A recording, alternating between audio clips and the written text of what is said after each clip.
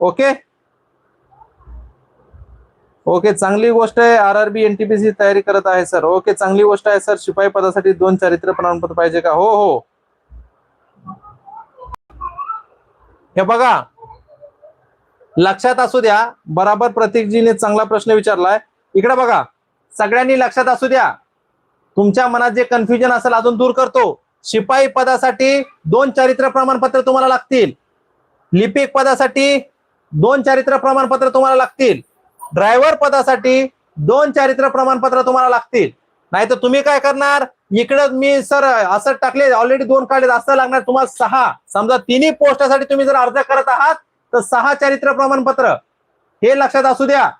कारण की 6 का बोलत आहे, तुम्हाला जेव्हा तुम्ही चारित्र्य प्रमाणपत्र घेता त्या चारित्र्य प्रमाणपत्रावर लिहिलेलं असतं. काय असतं लिहिलेलं? तुमचं नाव लिहिलेलं असतं. बरोबर.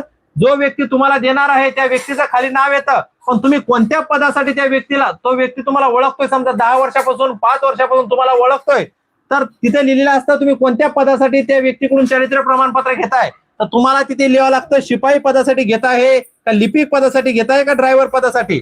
म्हणून असं करू नका, शिपाई पदासाठी घेतलं आणि ते लिपिक पदासाठी अपलोड केलं, असं बिलकुल कोणीही चुका करू नका. लक्षात असू द्या सगळ्यांनी.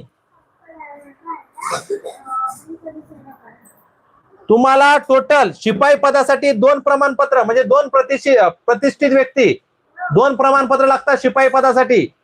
लिपिक पदासाठी तुम्ही अर्ज करताय तर त्याच्यासाठी पण 2 लागतात. नाहीतर शिपायासाठी घेतलं होतं आणि लिपिकला ते अपलोड केलं असं नाही, कारण की तुम्ही त्या